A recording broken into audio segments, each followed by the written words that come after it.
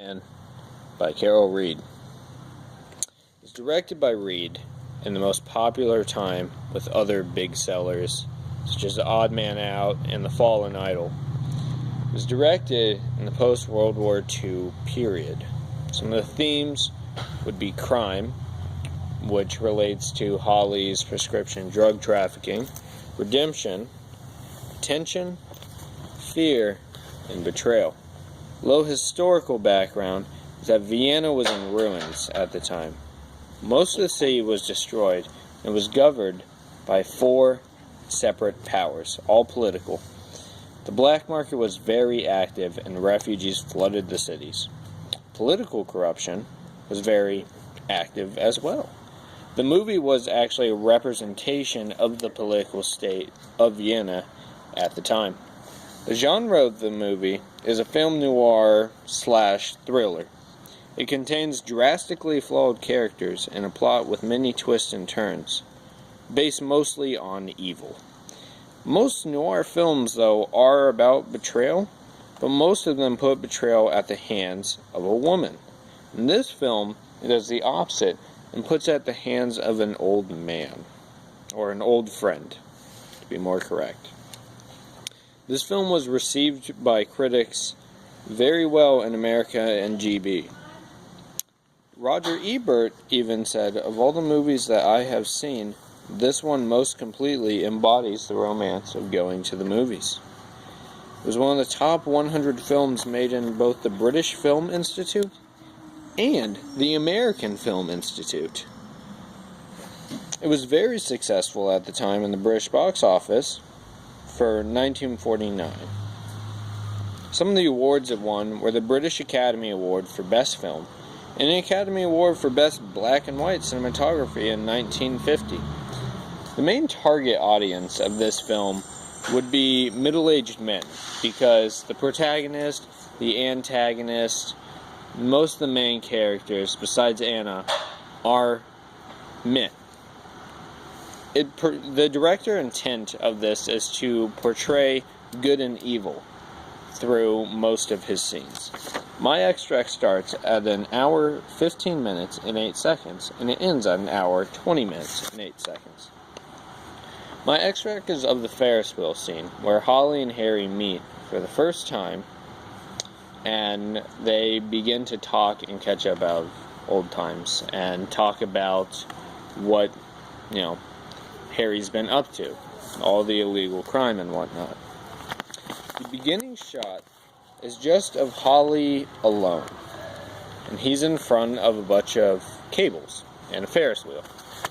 Now we can see that all of these, Ferris wheels and the cables, they're all connected by wires, which can show a web of lies, which is a theme that's throughout the entire film. Also, they show connection, as each character is connected to each other.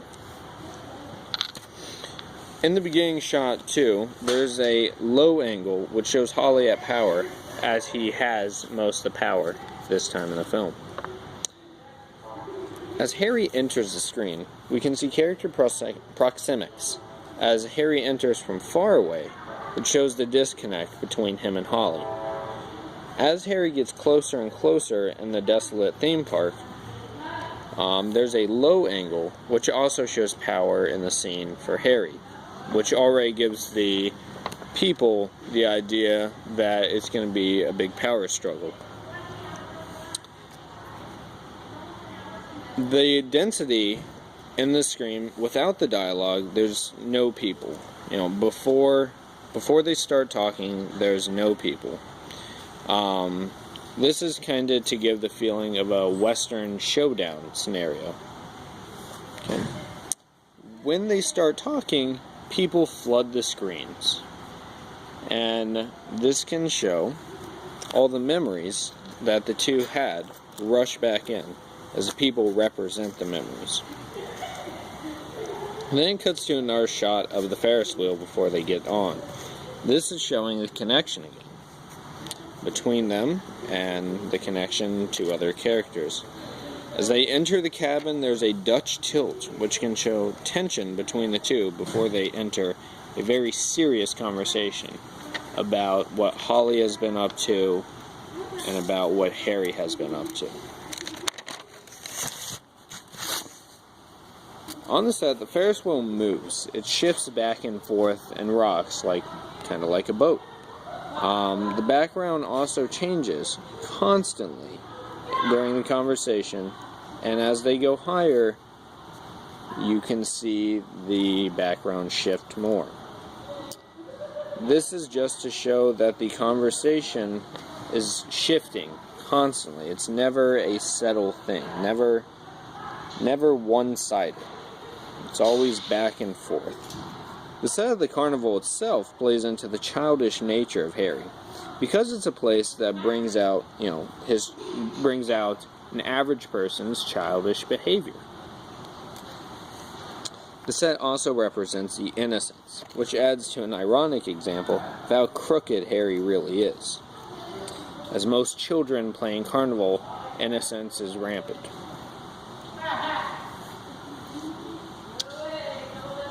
As the scene continues, the cabin rocks back and forth, showing how unstable the conversation is getting, as the topic becomes heavier and heavier, inciting more and more tension between the two.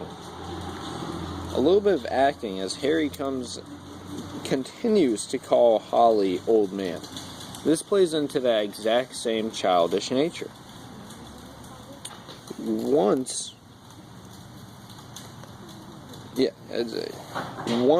Holly mentioned the police, the tone changed in Harry's voice to a much darker and more sinister vibe. The lighting in this scene, as the conversation continues, the light also changes on Harry's face, shading it in and off, showing his off and on behavior, so to speak, and his unpredictableness. It shows that the conversation is shifting from good to evil, back and forth. Also shows the instability in Harry. It then cuts to an extreme wide shot of the ground, which makes the people look minuscule. This shows the power that Holly and Harry really have in this scene, compared to just a normal character.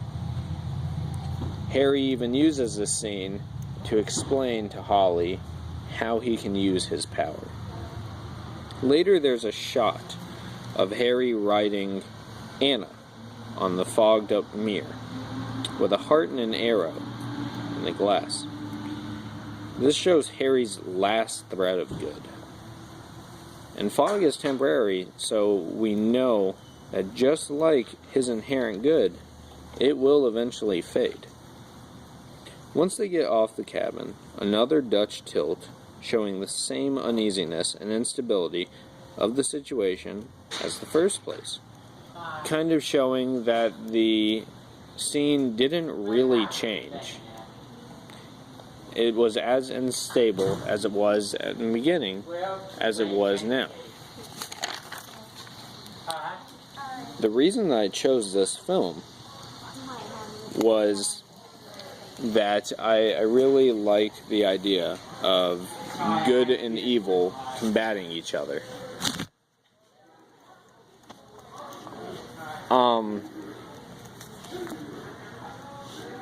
I really liked good and evil combating each other. And this scene also uses many characteristics such as lighting, acting, camera angles, and stuff like that, that really displays and portrays exactly how Carol Reed wanted the film to go. Each element gave a good idea of the good and evil in the film. This concludes my presentation.